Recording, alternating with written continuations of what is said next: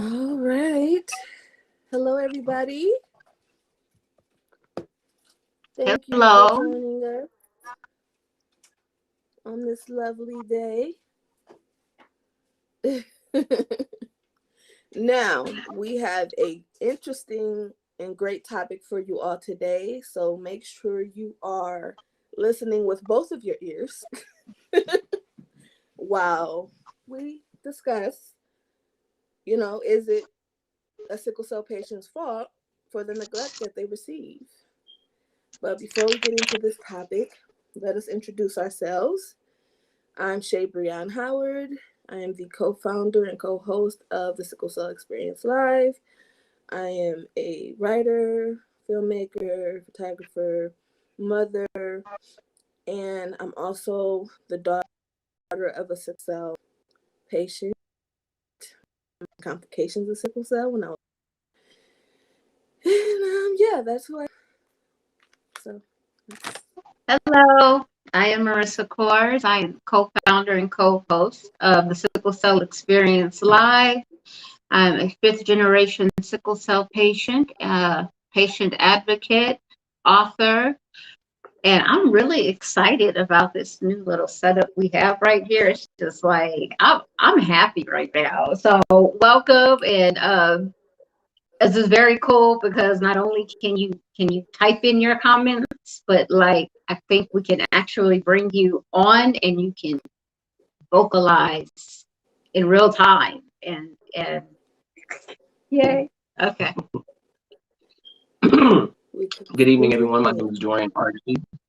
I am a sickle cell patient and advocate, motivational speaker, and the male voice here at the Sickle Cell Experience Live.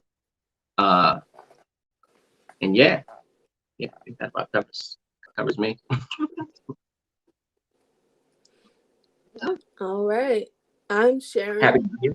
to the groups and everything. So if you guys want to just start this conversation, that will be great. Absolutely. I'm sharing now. Okay, well, while they share, I'll start talking. Today's topic: are we as sickle cell patients responsible for the neglectful care, or dare I say, abusive care situations that we find ourselves in? That's the question, and it really is just that simple. Are we responsible for the bad health care that we receive? Are we responsible, or do we play any part, and if so, how big of a part in the stigmas, the stereotypes that we are confronted with damn near every time we go to the ER? What is our role? And the reason that we're asking this question is because, as you all know, we have recently launched hashtag Stop Sickle Cell Abuse, and we have gotten a lot of feedback about that, good, bad, and otherwise. And a lot of it, though, that has come back to us has asked the question, but what are you doing about it? So, if you're asking us the question, what are we as patients willing to do to stop it? I'm asking the question, have we done something to start it? Yes, and to push it forward, because I can say that in my almost 44 years on this planet, whereas technology is getting bigger and better and doing all these amazing things, the personal care that I receive, the attitudes that I face when I go in for care seem to be getting worse and worse. And I, as a patient, I can honestly say The one thing that I've had to do my entire life, if I haven't had to grow in any other section in my life, I've had to grow constantly as a patient. I've constantly had to adapt to new people, to new medications, to new laws, to new protocols, to new, the opioid crisis. Oh no, now, nope. It's not a drug now. Now it's actually a medication again. Like, I've had to adapt to all of this. So I have to ask the question, is there something that I as a patient miss? What do y'all think? My question to that would be, what, if anything, as a patient, then are we responsible to miss? Because I don't think that this kind of expectation or onus is put on any other illness or disease. I've heard sickle cell patients be called entitled, and I would say yes, we're entitled to the same level of care that every other group, patient, illness receives. And I don't think asking for the basic bare minimum of care is being entitled or expecting, the red carpet to be rolled out for us. So I would be, what could you have been expected to see, while dealing with a sickle cell crisis, while having to live your life, and then also shoulder the pain, the drugs, the hospitals, all of those things. What could you have been expected to see that could have made, your journey, with dealing with the illness, I guess, better? Okay, let's go from the beginning. So in America, healthcare is a consumer product, right? Mm-hmm. We don't have socialized healthcare. So we, as the consumer, as the patient, it is our responsibility to find the quote unquote best deal. Mm-hmm. So to find the insurance package that's going to give us the most access to all the tests we may or may not need, that's going to cover all of the medications up to either 100% or at the bare minimum 80%, right? That's like the good window, 80 to 100% medications we may or may not need. That's going to allow us to see a doctor that we want to see, not be forced to see. What else do we have to take in? Oh, we're not going to have like massive premiums and deductibles. And be able to cover everybody in the family equally. And if you can get dental and eye, you're doing the damn thing. Those are all the things that you are expected to look for in your insurance, right? Yes. Yes. Okay. So that automatically is the patient's fault. If they don't select good insurance. If you don't select the good insurance, automatically you're at fault. So how the system is set up from that standpoint puts fault on the patient. It does. You're right. That's number one. Okay. So now you get the good insurance, because my mama had all the good insurance. She had the number one good insurance, the number two good insurance, and then I had the state insurance. Okay. I was a covered somebody. And we did that show where it was like, heck, she just fought for my Medicare. We could have had several McDonald's franchises by now, the amount of money that she spent on my health care before the age of 15. Yeah. Right. Okay. So you get the good insurance, and now you find the doctor. So now it's your job to find a doctor that you vibe with. It's your job to find a doctor that understands your illness and is giving you the best care possible. This is where I have a problem. Not every person in every state and every location has access to, quote unquote, those good doctors with good credentials from good schools.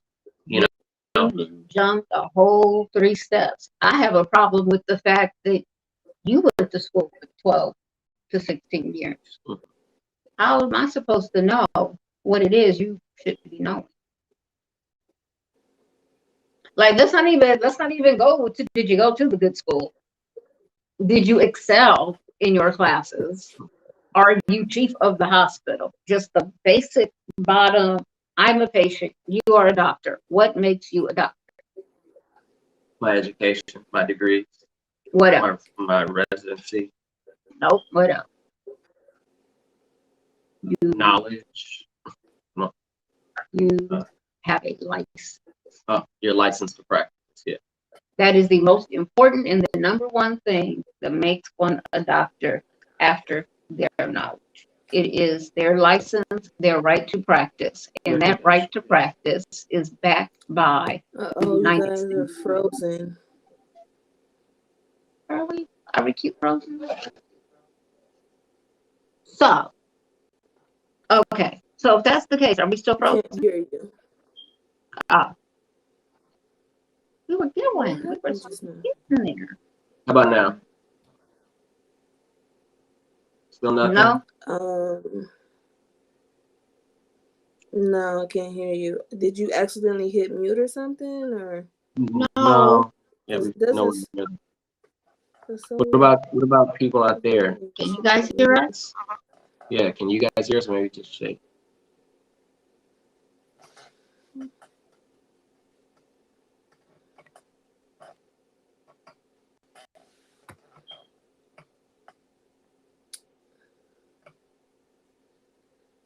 Oh, you can hear them fine. Okay. I mean, I can't hear them, but if the Okay. audience can hear them, Well, as long as they can hear then us. let me know, please. So then I just go back to her, the what? The producer? Okay. Well, no, I'm sure it'll kick back in. I'm sure Oh, it'll kick back in. I'm sure it's just a momentary glitch. Can you hear us? on your end. Can you hear us? okay. All right, well, just Okay. keeping with the Everyone's moment. saying they can hear us all. Huh? I'm sorry. What? And thank you all for watching. Appreciate it. You gonna stop us? Maybe you guys should just come right back. Like sign out, come right back. Okay. Stay here for a second. I don't know how. I don't know what happened, and I know they said they can hear you, but I can't, and it's gonna make for a weird conversation if I can't hear anything. All right, guys, they will be right back in a second. Thank you all for watching. This is our first time streaming with Restream, and we're trying to get the hang of this thing, and it's been an experience. So I want to hear from you all, though. I know we all want to hear from you all. What do you think? What do you think about, is the neglect we face somehow our fault? Is that something that you feel in your heart of hearts is absolutely crazy and never? Or maybe you feel like, okay, maybe we're partly to blame, or maybe it is just, it's your fault. I can't say that with a straight face, but okay. Why is it taking them so long to come back? Don't know what happened, guys. I'm sorry. I really want to know, though. I think that as something that we were born with, we have to deal with, can't possibly be all we can do is adjust and try our best. So personally, I don't feel like it's our fault. I feel like the neglect or mistreatment that we face, depending on the circumstance, have been avoided sometimes. But I definitely think that things are always seen one way over the other. And that's the problem. Because the person with the degree has the degree, so they're automatically right, when 9 times out of 10 doesn't always work that way. Okay, they're right. But I definitely okay, say something. Things are always seen. Okay. Can you hear us? I know something. Okay, is it better? This is so weird. Can you hear us? Did you join with your microphone too? Or is there some kind of feature like that? But it was working before, so I'm not sure why it just stopped. Probably gonna be. Oh, so we can see the chat. I'm sorry. I don't know why it's not. I can't hear you. That's so weird. Wow. Okay. Let's see. If, Can you hear us on another device? Like if you watch on Nyla's It's device? like now the green bar is showing up as if your volume is fine. But for some reason, I can't hear you. can you? Right. So I'm saying if you go on Nyla's device. Yeah, I think it is. I think it's something. I don't know what happened. Honestly. Right. So you're listening to us through a third-party device. So you should probably text me whatever you're trying to say because I don't know what you're saying right now. But I will say this. This is so weird. Okay. So I'll try to. We are live. Hey, hold on. Stop. Let's see if that works. Hold on. Don't do that. Don't do. What? We're still live, right? Yes, we are. Yeah. Use Nyla's device for volume. Okay, we'll see. The camera sucks, so we'll see. No. Keep the camera. No, oh, to listen to hear you? Yes. Yeah, that's right. Okay, we'll see the camera. Oh, okay. That works. Did you guys hear the feedback? If so, I'll mute my.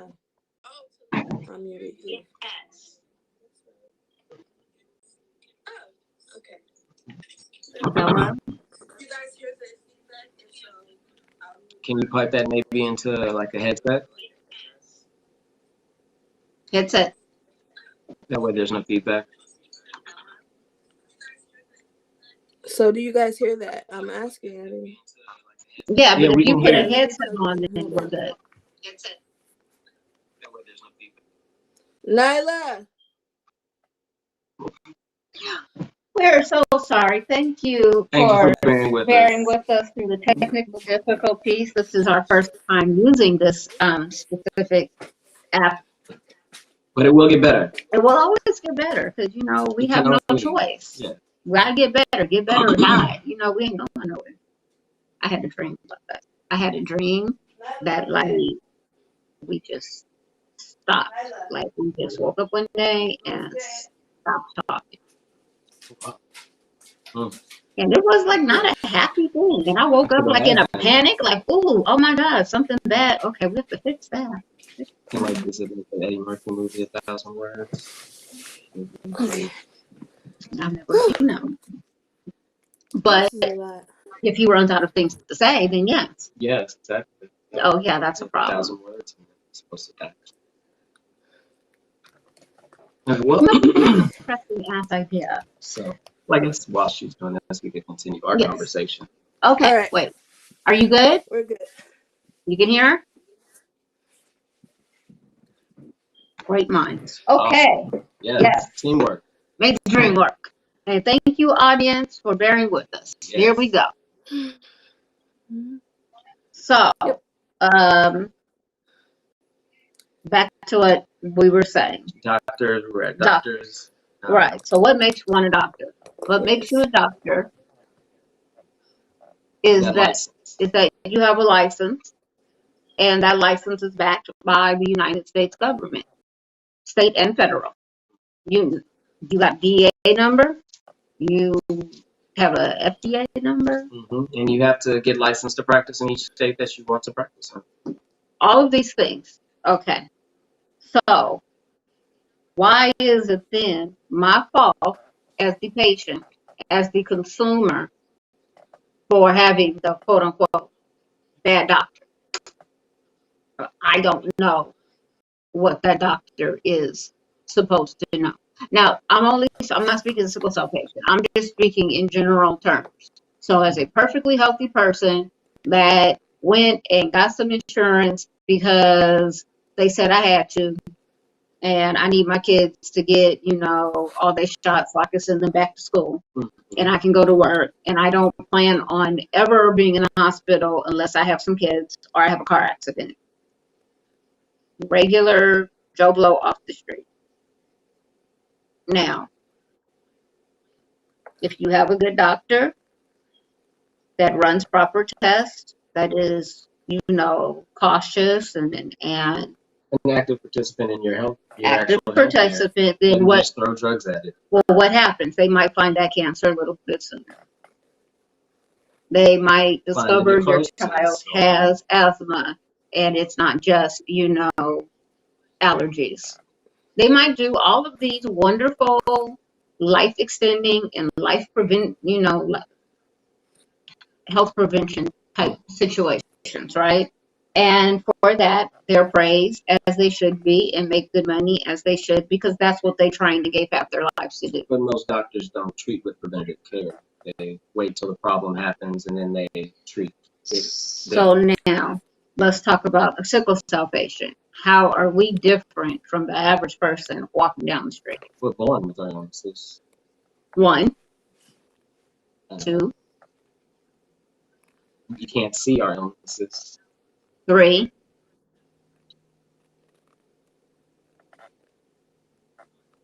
our illness is generational. Yeah. It's hereditary. That's it. Not covered that. Mm-hmm. Well, no, because you could be born. Okay, but number 4 is that we have an illness that our so-called experts have not taken time to learn about in full detail, the way that they have been taught about the human body, the way that they have been taught about, your circulatory systems and your lungs. And the younger doctors now being educated are complaining about having to hear about it so much. So that part. So, okay. So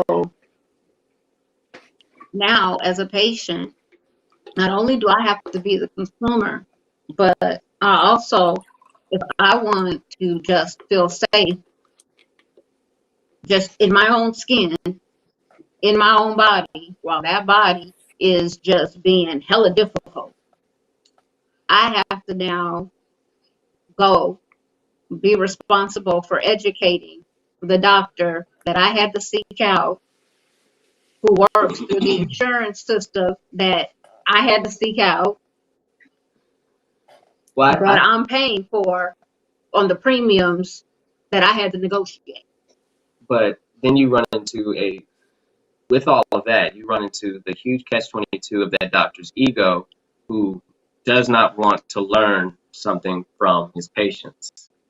Time and time again, you run into doctor after doctor after doctor who will tell you that your Google search is not the equivalent of their degree, even if in the entirety of their undergraduate, graduate, and residency, they only learned maybe, 8 pages worth of sickle cell in that entire 12-year. I told that I should just leave. Why am I sticking with that doctor? And then this is where you run into the problem of, depending on where you are in the country. If you're in Los Angeles, if you're in Houston, if you're in Atlanta, if you're in places, major metropolitan cities that have, world-renowned medical programs, you have access to an ample amount of doctors and hematologists who are knowledgeable, who have maybe even possibly dedicated their life specifically to the study of this. But if you're in, middle America, if you're in, Hobunk, Texas or something, your access to a doctor who is knowledgeable, who, can treat you effectively, and who isn't, who isn't, bound by his ego or his biases or all of the other racial implications that sometimes accompany sickle cell,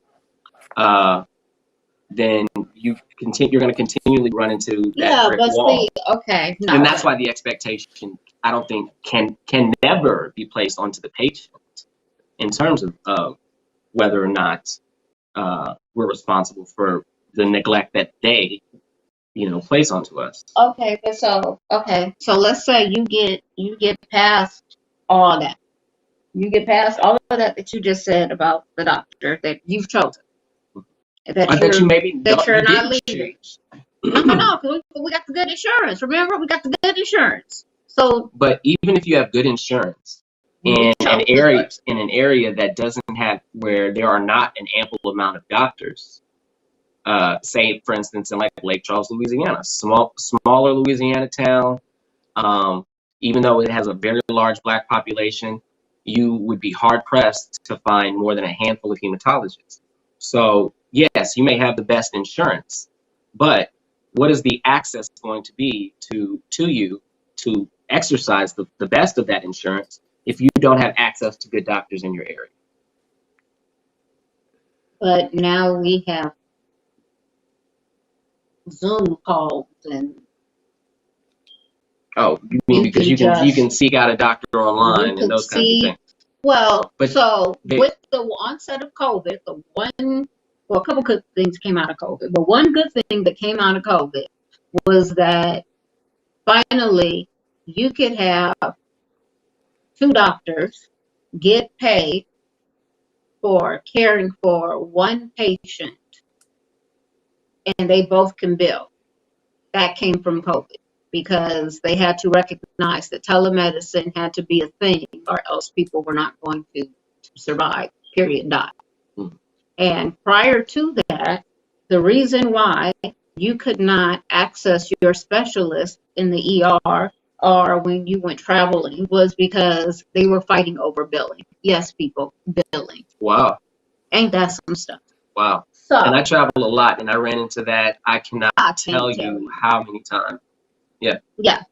And I mean, my doctor told me to my face, he was like, do you know how much money I've lost over you because you were someplace? And I basically pulled the doctor aside. I was like, look, you bill, I need to get her home. So now we're taking care of that. Your doctor can bill for you, the regular random doctor can bill for you, and they should be able to work together to make you whole and send you back. But again, well, now when did this start? Because I had 2 hospitalizations while I was in Houston. I think you need to go talk to those people. This started somewhere around June. Yeah, of 2020. Yeah, different show, different. Back to why are we responsible? So now, if you got past all that, now you're upstairs. Now you're the patient. You have your medical records, and a doctor comes in, and you're on the phone speaking to your child, or your parent, or your husband, or whomever. And now that doctor decides that you were being rude, and you must not have really wanted to speak with them, and they walk out. Was that your fault for not anticipating that that doctor could have taken that action? No, and again, I think that's why I don't think the onus or expectation can ever be placed onto the patient. But it is. Yeah, it is. And I think that's, and you could run down the 1,000,001 different scenarios that I'm sure all of the sickle cell patients around the globe have had to face in terms of dealing with doctor bias or access or any of the other, horrible things that we've experienced in terms of like just getting, good care across the board from the ER all the way through your admission. Your care should be consistent. And how do we begin to address the consistency of care, or the lack of consistency of care, that is creating most of the neglect that patients are experiencing, not just here in America, but around the globe? But let's focus on America for now. But how do we begin to address that? Because the expectation and the onus continues to be placed on the patient as to why we're experiencing this neglect, because we're difficult, because we're looked at as fake or not as, you know, drug seekers or any of the other, you know, red flag words that they use to label sickle cell patients. Okay, so this is my thing. Let's hear in the comments. I want to hear your thoughts on that as well. Sorry about that. No. I mean, no, comments as always. You guys are welcome. And now you can call in and talk to us, and that's really great. And we really want you to call in and speak with us and tell us about your experiences where you feel that, you know, you are blamed for the bad treatment that you received. Because really my question here is there a baseline something that we as a community can instruct our patients to do on individual levels that will reap them the benefit of better care and just better being received, you know, better when going to seek care? Because I personally feel like one of the things that we don't do, and y'all about to get mad, so it's okay though. I'm dressed for it. Let's come on, we're about to get mad. But one of the things that we don't do is we don't really explain to people the difficulties that we go through. We don't really tell people about the pain, the frustration. We don't tell people how upsetting and emotionally and physically exhausting this thing is, because we're born this way. So number one, I don't think it occurs to us that this is something that we might have to put a little bit more explanation into, right? But number two, because we're born like this, we have grow up with it. And when you're growing up is a constant fight to fit in. Yeah. It's a constant fight to be accepted. And so the first time somebody says to you, God, you're always sick. God, he never has to run. Oh my God, why does he always go get the water? Unless you are lucky enough to get that group of friends that realizes your illness is their benefit. Because I had one of those friends, her name was Nicole. And she like peak game that I was the only child allowed to just get up and walk out the room to get water or go to the bathroom. And one day she raised her hand and she was like, how come Marissa doesn't have a bathroom buddy? The teacher was like, well, well, she's sick, right? Yeah, she's sick. Well, shouldn't she be the one with the bathroom buddy? I mean, shouldn't she have like a backup bathroom buddy? And she talked my teacher into a corner, and the teacher was like, okay, Nicole, you care so much about Marissa, you gonna be her bathroom buddy. And she was like, cool, Dad, you gotta go to the bathroom? No, yeah, you do. Come on, let's go. She taught me how to take the long way to the bathroom and the double long way back. She taught me how to put my water breaks like on a schedule so that we could get out of class right in between recess and lunch. You know, she found my oldest as her asset, but not everybody has a Nicole. So you grow up and you just learn. It sounds like Nicole taught you how to play chess. Well, she did. She did. I still my dog. I mean, she lived and I feel like me. that's what most of us as sickle cell patients are trained to do, play chess. And that's why we hold it so close to our chest. We push it down. We don't talk about it. We talk about those darker places, But by not talking about it, we're doing a disservice to ourselves. The people that even live with us think it's not that bad. Because if you're not playing to that stereotypical I'm in pain, I mean, even when both basic thing of I'm in pain, a woman in labor, every time you turn on the TV, up until reality shows really started showing women in labor, swear to God, I thought labor was just like a room of screaming, yelling, and throwing pillows at husbands, because that's what I saw on every TV show was a woman. You did this to me. Get the hell out. Or like crushing his hand or Yes, something. and now he don't know what to do. Or passing out.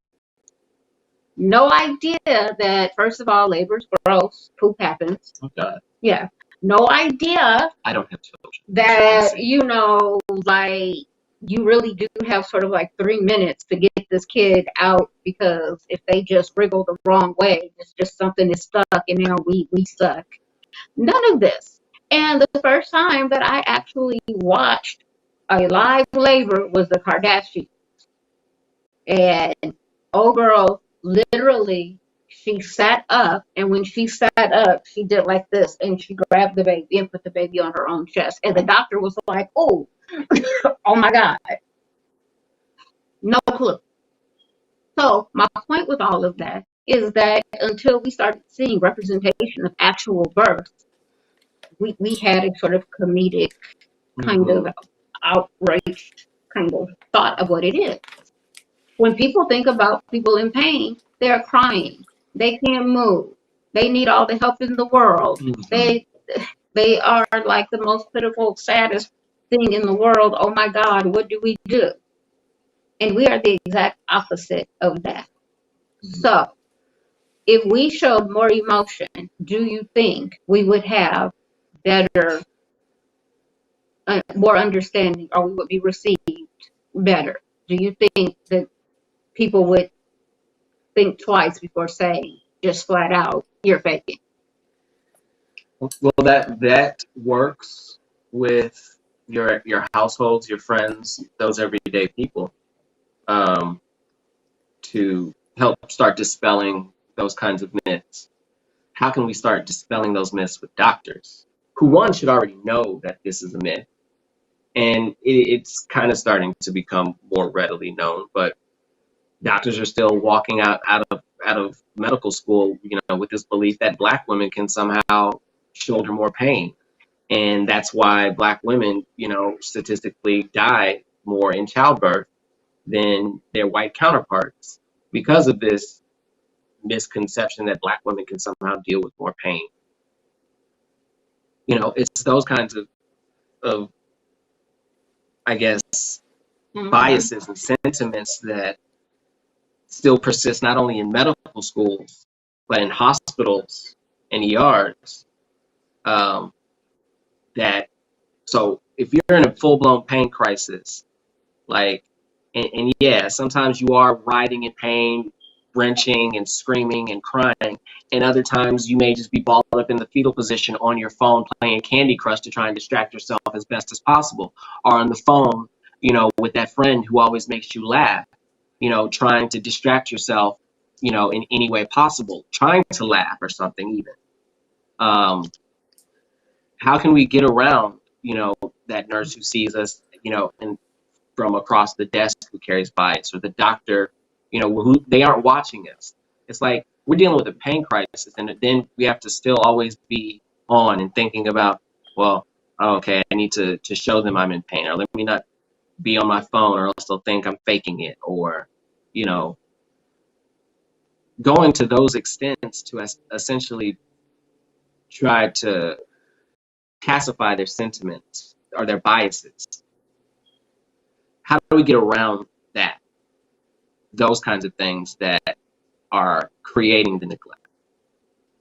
Because, is it putting it more in the media spotlight so that there are more campaigns, actually showcasing what sickle cell patients are dealing with, outside of just a late night 2020 special or something, or that tiny little 15-minute clip that, they do on, this new research or that new research, where they still don't show what an actual crisis or multiple crises can look like from start to finish, and what that is like everywhere, across the board, from admission to, getting back home. Mm-hmm. And please, if you're watching, please comment and tell us what you think can possibly be done to try and get around those kinds of things.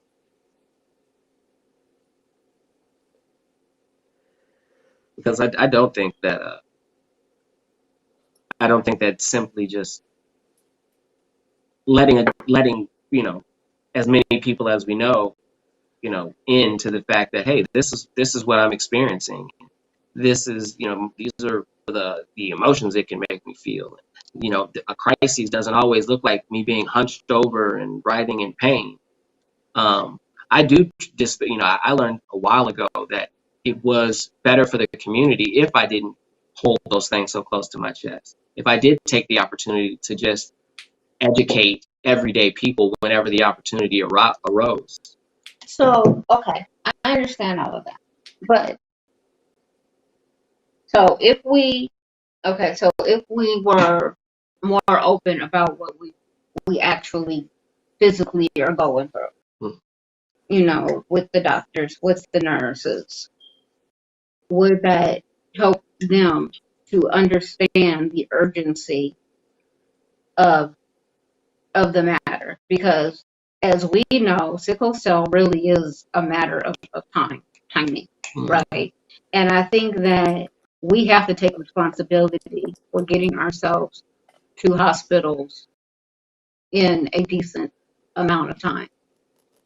And I can honestly say, how many of us have been turned away though because we aren't at that threshold? So, as I was about to say, I can honestly say when I was a child, right, in order to teach me how to effectively communicate to the adults around me, the ones that had the license and the cars and money to put gas in the car to get to the hospital, right? The ones that could legally put me in the hospital. I was taught timing. Everything was in threes. Everything was in threes. It didn't matter what it was in threes. Okay, you were in pain? Yep. When did it start? At noon. What time is it? It's 2:45. Okay, it's 3. Okay, we're giving you pain medication, and the minute we hit that second round, that third round, we're heading off to the ER. I know for me, most of my crises come on full-blown 10 at 2, 3 o'clock in the morning, and I'm being woken up out of my sleep in full-blown excruciating past 10 level. I'm screaming 14, 15, 20. It's like I wake up and that pain is already there gripping my body at that level. And then I try to deal with it. I may be trying to get my medicine, but I already know I'm past that threshold point at that point. And it's already on and popping. So okay, but so still, even in that situation, you have to get yourself to the hospital. You have to have a plan to get yourself to the hospital. Absolutely. One that is as least stressful as possible. Yes, absolutely. How many people, and be honest out there, how many of you have a plan that when you wake up at 3 o'clock in the morning, it's not a, oh God, F-bomb, what am I about to do, storm. And do you have a backup plan for your backup plan? And that plan does not mean, I can get myself to the doctor. I've driven in a crisis before. I mean, seriously, you wake up, you're in pain, you can't move. Example, my plan, I wake up, I'm in pain, I can't move. I can't even get to my family's bedrooms. They're upstairs, I'm downstairs. They're in the front of the house, I'm in the back of the house. By the time I walk from my bedroom to the stairs, up the stairs, I gotta get upstairs. I gotta get past the dog. And then to them, I've like walked the length of my house 2, 3 times. That's not happening. What is the plan? I literally roll over and I hit 1 and I call Ron. We don't try to call Adrian. We definitely don't call Casey. They're not picking up the phone. I call Ron. Ron's like, what's up? We gotta go. Cool. Immediately, I hear feet. I hear the light come on. My mother comes downstairs. Do you need help getting dressed? Hopefully, I'm already dressed. Did you call the doctor? Yep, I called the doctor. My job is to call them, call the doctor, and do my best to get dressed. Their job is to wake themselves up and make sure that they can actually drive, period, and get me to the car, pack my stuff. And when I started going to the hospital more and more frequently, I saw that it was taking me 40 minutes to pack because things were not where they were supposed to be. So I started literally packing my dresser. My dresser was nothing but pajamas so that I could tell people just pack the dresser and come on, let's go. And then get to the hospital as quickly as possible. Like, how many people out there have a plan? And if you live alone, you have a plan where you can call someone and that somebody is like, I'm on my way. It's not a back and forth over, can I get gas money? It's not a back and forth over, oh man, you got to go now. It's not a back and forth over, oh, let me find somebody to watch my kids. But nope, I'm on my way now. Because all of these things are stressors.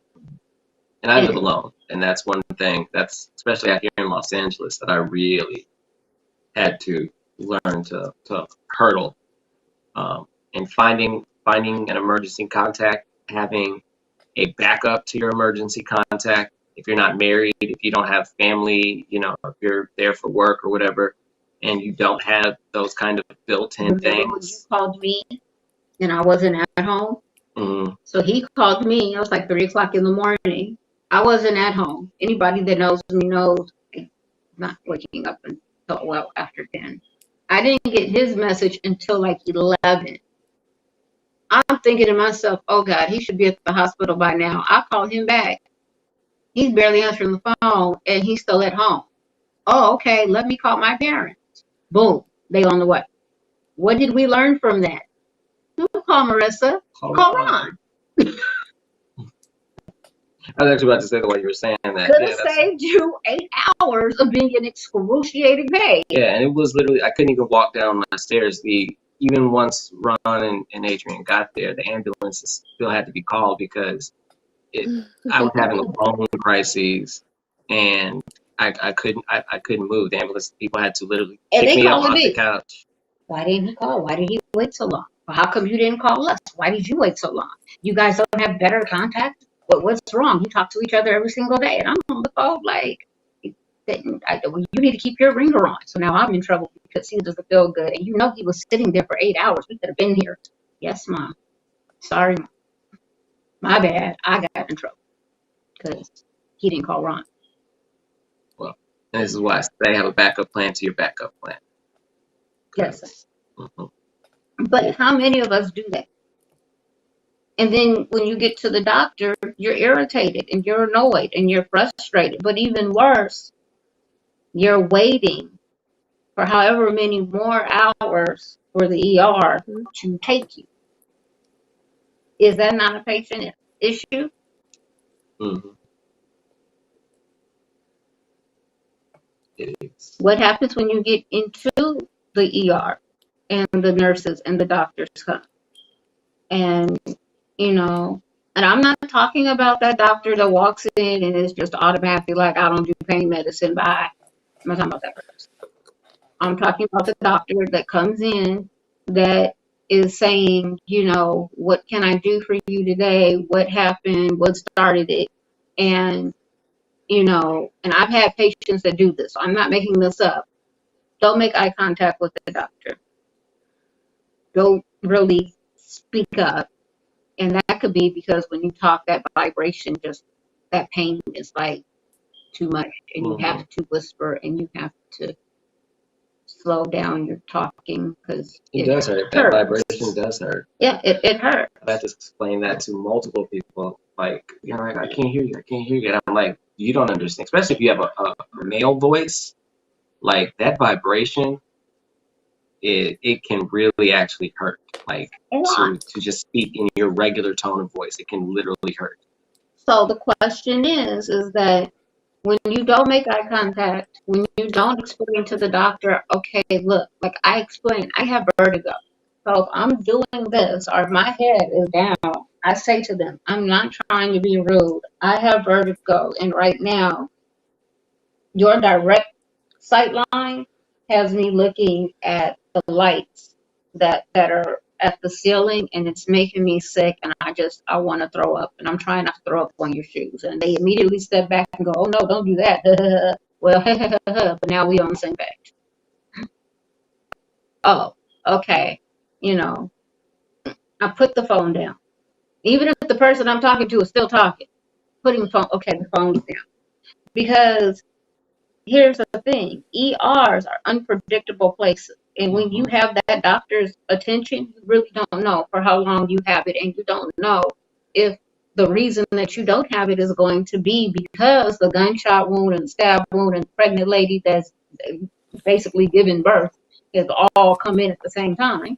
Or if the doctor just has decided that you are not worthy of their attention because you're just being rude.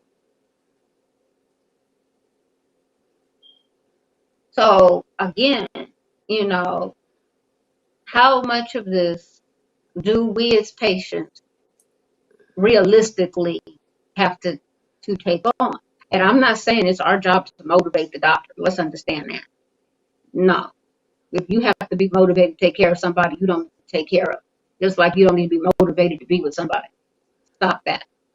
I'm talking about, though, doing the bare minimums of getting yourself where you need to be in a timely fashion, communicating to the people that are licensed to help you, and getting them on board with what you need. How much of that falls on the patient?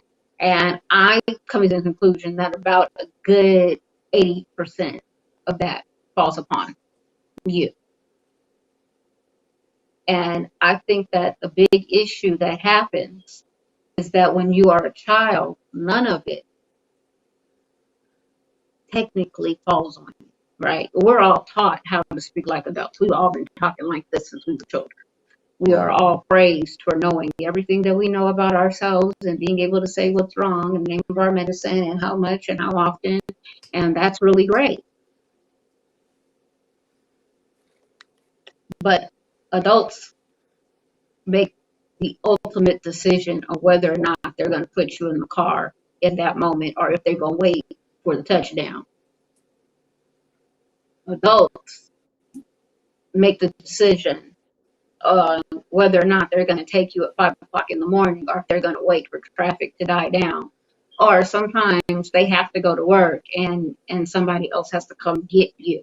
These are things that as a child you don't have control over. And then one day you're kicked out of that world and everything is on.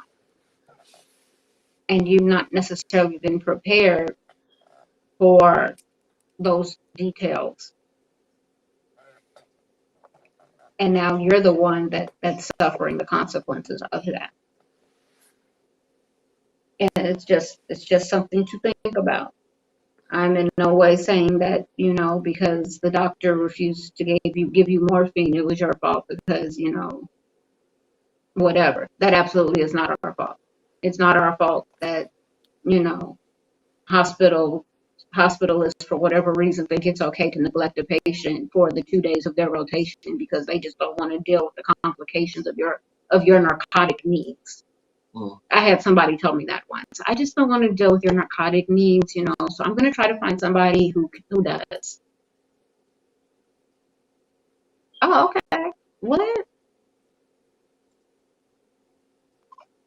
But, you know what was my fault in that situation? I didn't report that doctor. And I didn't report that doctor because I felt like he recognized that he was not the one to take care of me. And, you know, and that was okay. To me, that was progress, that he recognized he was not the one to take care of me. But I had not gotten to a point to where I not only understood but demanded that I be treated properly. And telling your patient, I don't want to deal with your narcotic needs. Not I don't have the knowledge to deal with it, but I just don't want to. That's not okay. You don't get to pick and choose your patients like that. If you don't know, That's a completely different subject, but that's not what he said to me. I just don't want to, it's just too complicated and paperwork and oh my God.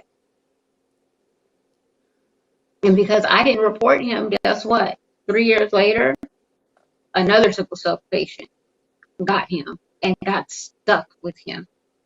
And it was not a good outcome. So again, what are our responsibilities as patients, as people, to do as much as we can to ensure that we're not only getting the best health care possible, but that we are sending a message throughout the industry that you need to treat this illness better. Mm-hmm. Absolutely.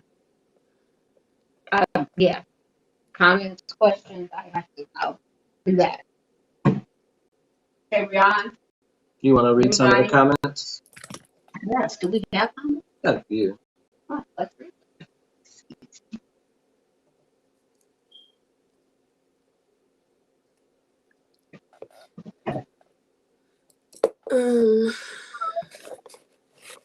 Yeah. Okay. So I haven't really been saying much because I can't.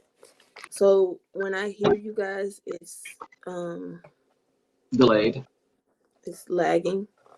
Mm-hmm. So I'll just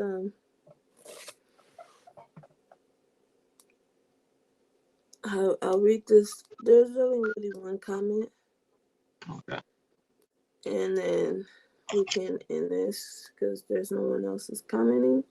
If there's anyone else who feel like they want to have comments, questions, or concerns, do so now. We're getting ready to end this live. So Katie Martini says, I don't know for sure, but I think unfortunately, people that hold ignorant/wrong sentiments about sickle cell will have them, regardless of somebody in their life being more expressive. They could easily say that you're just being dramatic in your expression, which is wrong. Awareness and media could potentially be more effective doing things just like just like you guys are doing. Certainly not telling anybody how to act in their experience, just answering the question from earlier. But yeah, I totally agree that considering that that's something that we often hear anyway. Definitely That respect that opinion. I'm a firm believer that creativity and media will change people's perspectives. absolutely, absolutely. I 120% agree. I think that if we had the same level of That's why I exposure, haven't been talking. I feel like I can't. I get it. Because now I'm sure you're hearing your own voice in your head now, 5 minutes later.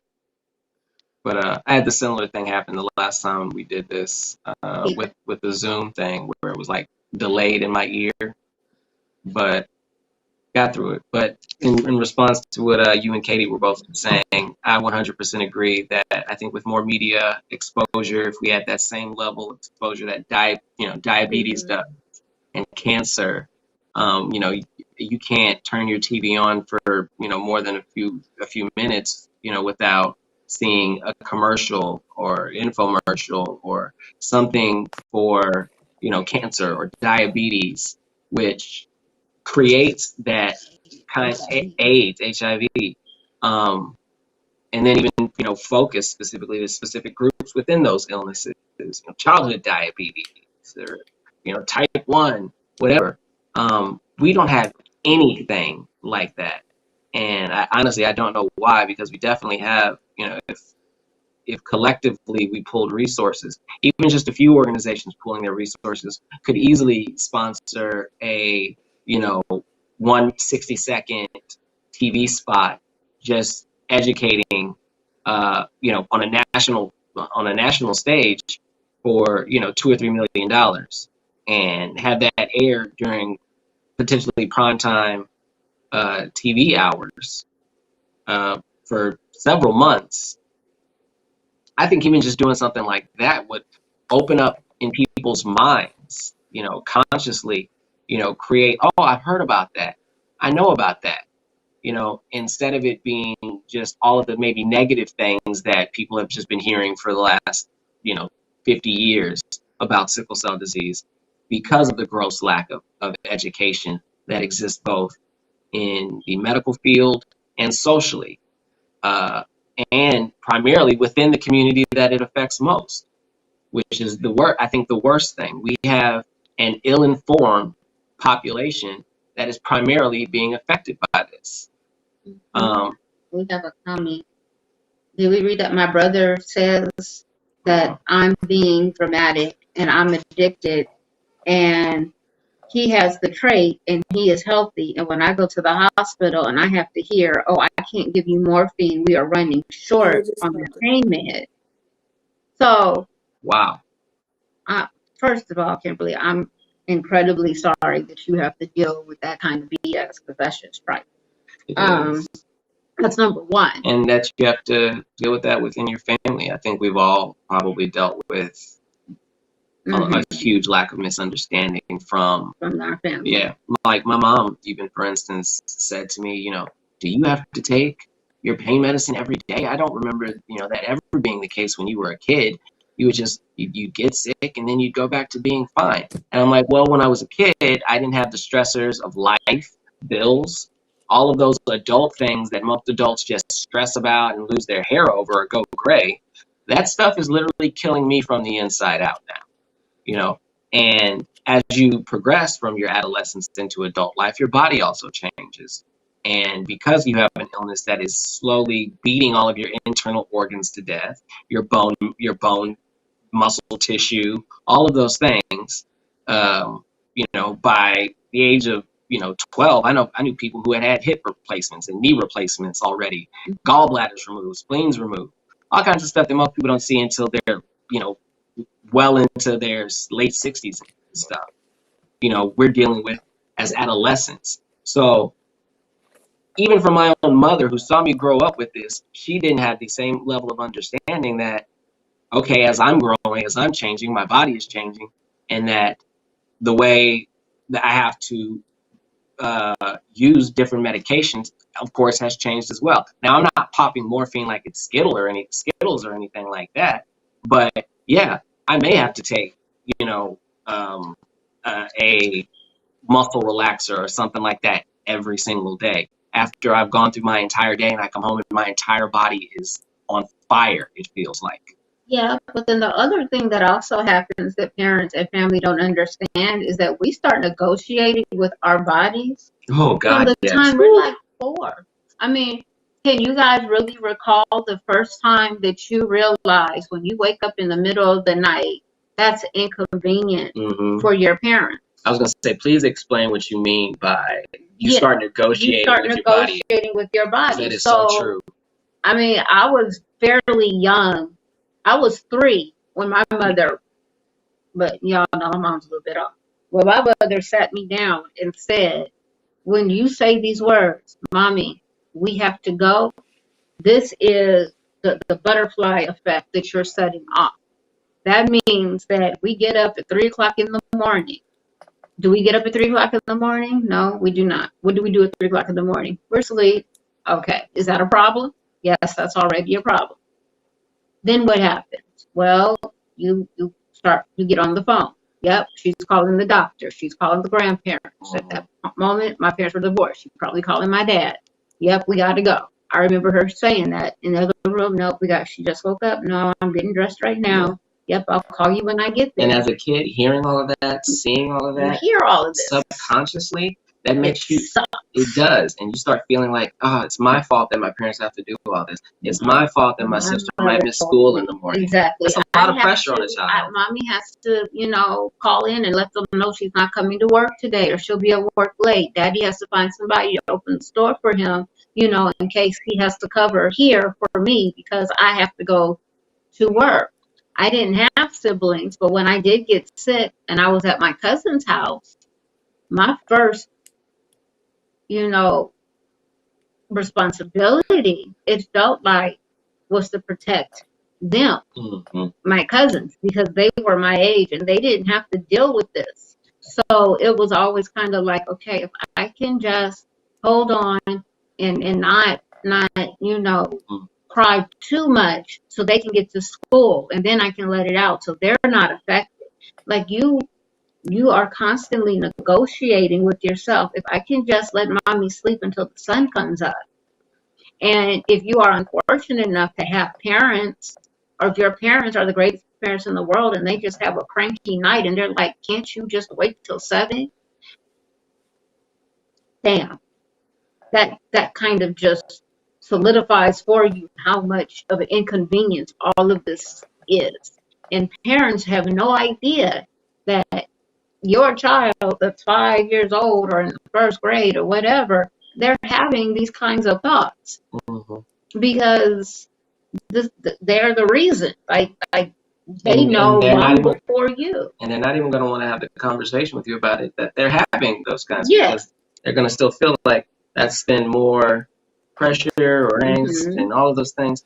So also, if there are any parents out there, I strongly encourage you to do the opposite. Not saying that, you know, your mother was wrong to do that and the way that she did it, because I mean, there's a level of understanding that should be you should be given, so that you understand that, you know, you do need to be responsible for your own care, you know. Well, it helped me to combat nurses. Because when nurses would say to me, did you just not want to go to school? I could look at them and say, do you know I had to put my name on that list out there? And you have a limited amount of resources. Did you know that? And they're like, what? You have a limited amount of resources. You are a resource and your time is limited. If I wasn't sick, then that would mean the person that put their name after me would have to wait longer. And I really wouldn't want that to happen. And then they shut up. But that was a heavy responsibility to have to comprehend at 3-4 years old that, okay, not only am I affecting the people in my house, but what I'm doing ultimately is affecting, you know, at least 10 people, you know. Yeah, provided that they prioritize sickle cell at this particular care facility. We go out. But no, I'm just talking about the person that got to cover for mom, the person that had to open for dad, the person that had to take my cousin to school, you know, all of that. And that's why I say, parents, get a family counselor. And every time your child goes into crisis and you guys have to deal with it as a family, make sure as a family you go see that counselor, because you have absolutely no idea the thoughts that are going through a child's mind. And this is not just sickle cell. I've taken care of various children who are autistic. I got one down, and he lets you know real quick, I'm trying very hard to stay this way. And he just means calm. I'm trying very hard, like y'all need to back up. I'm trying real hard to stay this way.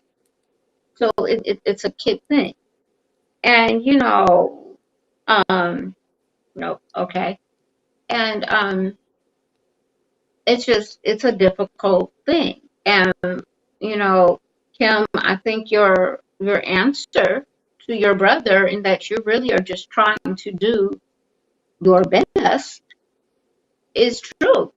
We are all really just trying to do our best. But the fact of the matter is this.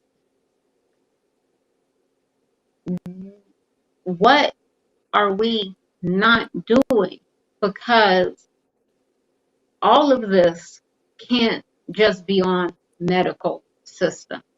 And I feel like one thing that we are not doing as a community, we are not putting this stuff on paper and getting it to the people that can do something about it.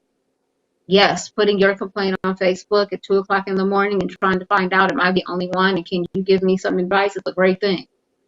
But if somebody gives you that advice and says, yo, you need to take this, I think many of us feel copy and paste. I think many of us are afraid of retribution.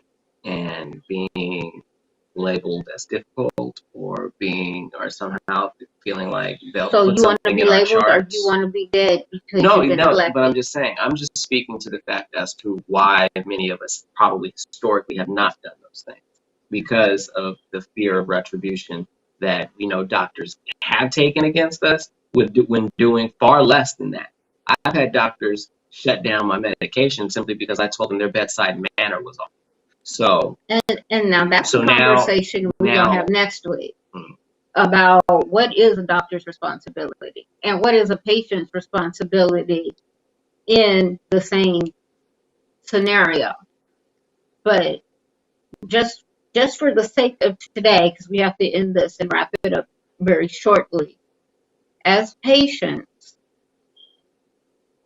what can we do and what commitment can we make on a personal scale and a larger scale to try and combat this? Because I'm tired of reading about people all over the world who are dying from neglect. The young man from England in the hospital dialed 999, which is their 911, because they wouldn't give him oxygen. He died because, oh, well, it wasn't time. No, this is a time sensitive illness. We go from here to here. He said his oxygen saturation was already high. But how many times have our pulse oxes been at 98%, but we still feel, but because of the pain, we're still gasping for air? How many times has our blood machines. Exactly? How many times has our blood pressure? They associate a high blood pressure with pain, but our blood pressure is what they consider normal. So they may dismiss it, or they're looking at the hemoglobin or reticulate count. Things that don't matter. Yeah, things that don't necessarily always correlate to the immediate crises pain that you may be experiencing. Yet these are the weights and measures that they're using to gauge whether or not we're really in pain because of this overhanging thing about us being drug seekers, which is the dumbest thing in the world, considering that we are already prescribed massive amounts of opiates at home. So if we wanted to just abuse the medication, we very, very much so could just do that without having to worry about doctors and nurses and all of this overhanging, like, eyes watching us. Like, why would we do that? But I think that goes back to one of the points of communication. And I'm not saying communication solves everything.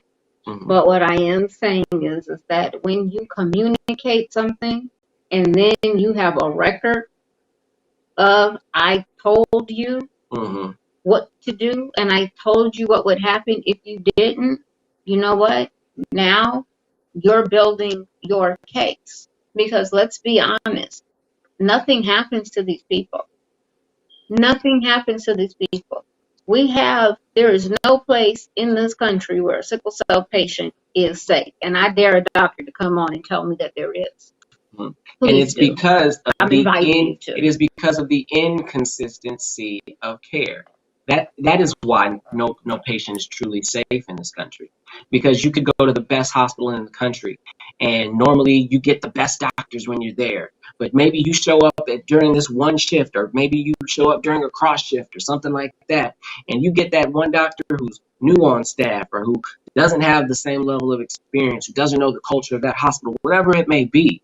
You get the one nurse who has a chip on her shoulder towards large, dark-skinned black men because she had a scary interaction with one at some point in time. Who knows? But I've seen and heard some of the craziest things from patients that nurses have said to them. Patients literally writhing in pain, rolling over and like grazing a nurse. That's sexual harassment. What? Yeah. Like craziness like that. Well, there's no I'm literally writhing in pain and because I accidentally touched you. Now that didn't happen to me, but I'm just saying. I've heard stories like that. So I think it's the cultural stuff. I think it's a lack of education on the part of our doctors and our nurses. I think it's the way that our medical system is set up to sort of pit us against each other once we hit adult care, and we'll talk about that next week. But as patients, you know, a great deal of why nothing happens is because we don't follow through in writing and reporting to the proper people. And I think that is one thing that we can do that will have a positive outcome. And so we have created a 4-step reporting system, which will go into the comments. We have created a survey on sickle cell abuse, asking patients what do you think of it? Whose fault do you think it primarily lies with? What do you think your advocates and your national organizations can do to combat it? We really would like to know, because we are advocates and we are CBO, even though we come into your phone, once a week, twice a week, 3 times a week, whatever. But we would like to know, how can we serve you better? What are your thoughts on this?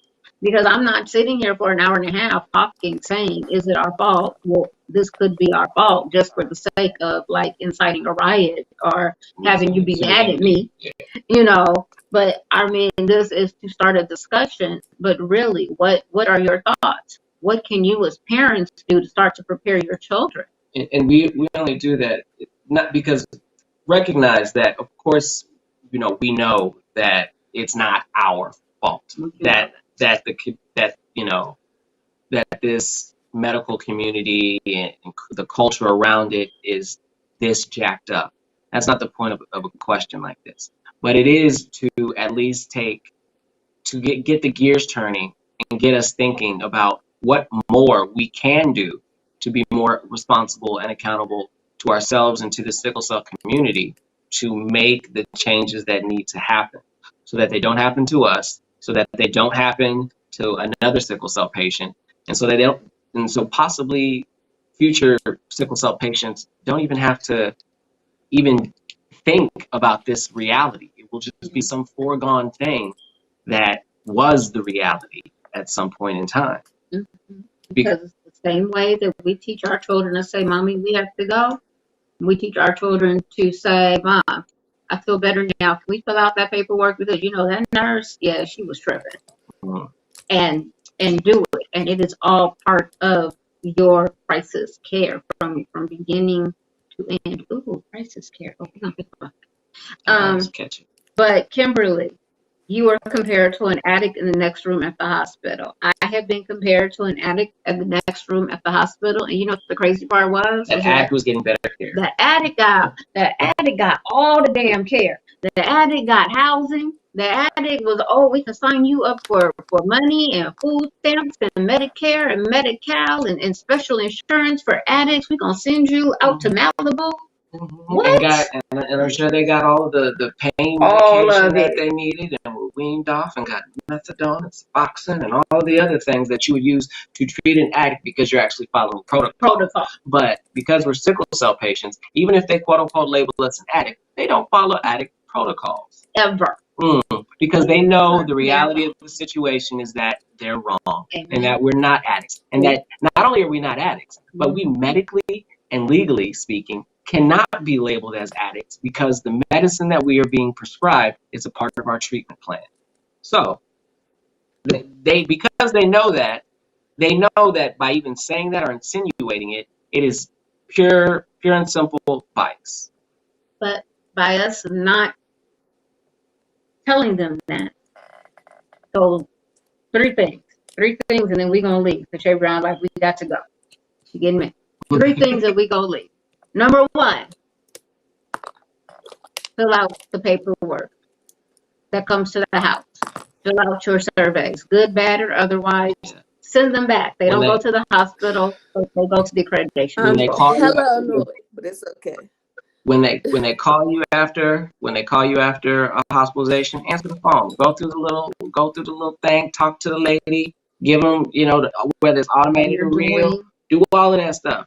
Number 3, fill out your complaints and send them in to the proper people, not just back to the hospital. Send them to Medi-Cal, Medicare, your insurance.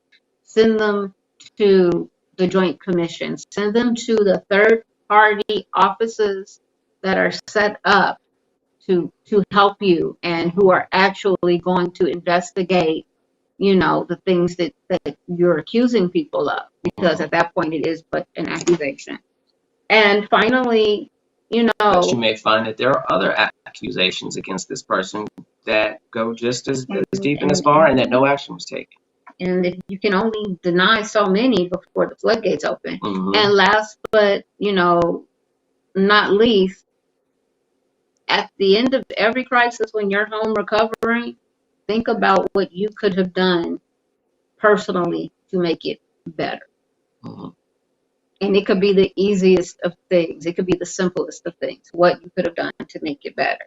So having the bag ready, making sure your charger was already in there, you know, all of that stuff, you know. We are beta testing our sickle cell patient tools 101 webinar tomorrow at 4 p.m. Pacific time.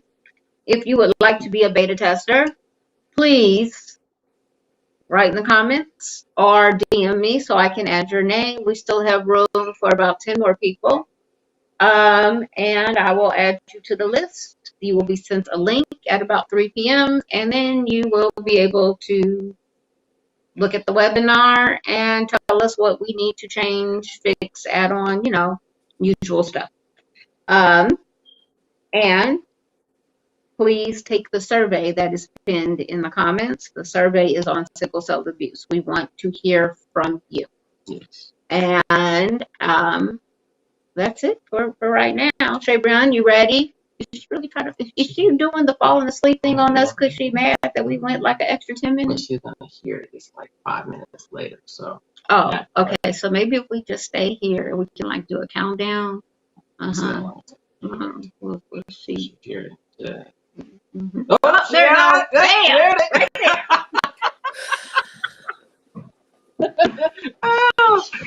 Okay. We're gonna do our sign offs now. Thank you everybody for tuning in. I see that, you guys. Yeah. Oh, you just down not bad. Oh, okay. The delay. We knew the delay was gonna catch up. We appreciate you this time. You know, Go work out the technical difficulties. She's here. Next year. Next week we got you. Yeah, not next year. No, not next year. So, anyways, let me just close this out so that we can just be done, please. All right. I know this is kind of funny. This is our first time using this, so bear with us. Next time we'll be ready and prepared.